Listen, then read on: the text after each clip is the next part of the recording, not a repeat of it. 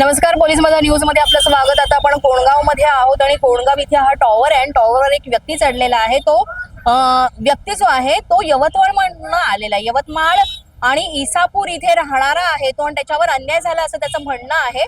आणि सकाळपासून तो टॉवरवर चढलेला आहे आणि इथे त्याला खाली उतरवण्यासाठी फायर ब्रिगेड पण आलेले आहे सकाळपासून, आणि ते सुद्धा प्रयत्न करतायत। मात्र वर गेल्यानंतर तो उभा राहतोय आणि तो साथ देत नाही आणि खाली उतरायला तो तयार नाहीये। त्यामुळे कुठलीही अपायकारक घटना घडू नये म्हणून फायर ब्रिगेड कर्मचारी सुद्धा इथे त्याची वाट पाहतायत आणि त्याला समजावण्याचा प्रयत्न करतायत। मात्र तो मानत नाहीये। मुळात त्याचं म्हणणं आहे की यवतमाळ जिल्ह्यामधल्या इसापूर इथे राहणारा तो आहे श्याम मारुती गायकवाड, वय वर्ष 48, शेती हा त्याचा व्यवसाय आहे।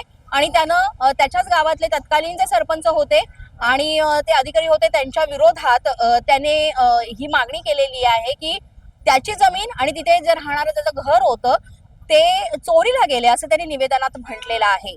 आणि यामध्ये त्यांनी तत्कालीन जे सरपंच आहेत, ग्रामपंचायत अधिकारी आहेत, यांच्यावर त्यांनी आरोप केलेले आहेत। सरपंच गजानन गावंडे इसापूर आणि तत्कालीन ग्रामपंचायत अधिकारी माळवे इसापूर, तसंच तत्कालीन पोलीस उपनिरीक्षक SS नावकार दिग्रस पोलीस स्थानकाचे ते पोलीस होते, अशा त्यांच्या विरोधात त्याची तक्रार आहे आणि जमीन चोरल्याचा त्याने आरोप केलेला आहे। मुळातच त्याने तिथे यवतमाळला सुद्धा यासाठी काही त्याची मागणी होती ते घेऊन निदर्शन करण्याचा किंवा आपली मागणी मान्य करण्याचा प्रयत्न केला। मात्र तिथे सुद्धा उपोषण केल्यानंतर त्याला कुठल्याही प्रकारचं म्हणून सहकार्य मिळालं नाही, म्हणून तो इथे आलेला आहे आणि इथे येऊन तो टॉवरवर चढलेला आहे। अतिशय घातक आहे हे। कुठलाही प्रकारचं जर तुम्हाला उपोषण करायचं असेल तर असा जर आपण हा मार्ग अवलंबला तर आरोग्यासाठी किंवा आपल्या आयुष्यासाठी ते घातक आहे। त्यामुळे मला वाटतं आपण पण विनंती करूया सगळ्यांकडनं की त्यांनी लवकरात लवकर खाली उतरावं आणि जे काही आहे ते प्रॉपर त्याचं निवेदन पाहिजे तर आमच्याशी त्यांनी हे करावं आणि ते आम्ही पुढे करू।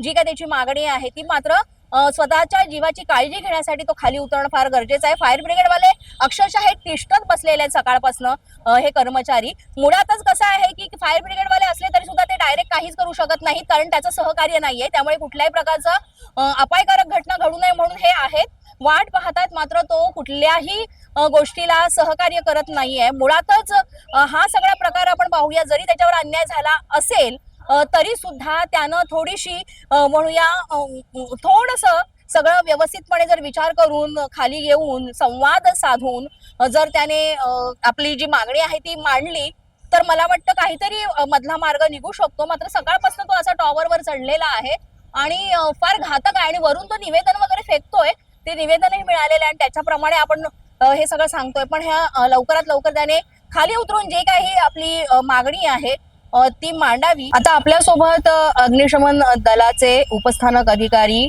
हरी भडांगे सर आहेत आणि ते आपल्याला याबाबत माहिती देणार आहेत, कारण हा माणूस जो आहे, व्यक्ती जो आहे यवतमाळचा, तो टॉवरवर चढलेला आहे सकाळपासून आणि सगळेच जण पोलीस म्हणा किंवा अग्निशमन कर्मचारी अधिकारी हे सगळेच इथे तिष्ठत आहेत उभे, मात्र तो काही ऐकत नाहीये। तर नक्की काय प्रकरण आहे, सकाळपासून कशा पद्धतीने प्रयत्न सुरू आहेत तर हे आपण सरांकडनं जाणून घेऊयात। सर नमस्कार। नमस्कार। आम्हाला सकाळी 10:49ला कॉल आला, पिंपळघर टॉवरवरती अज्ञात व्यक्ती चढलेला आहे। अच्छा।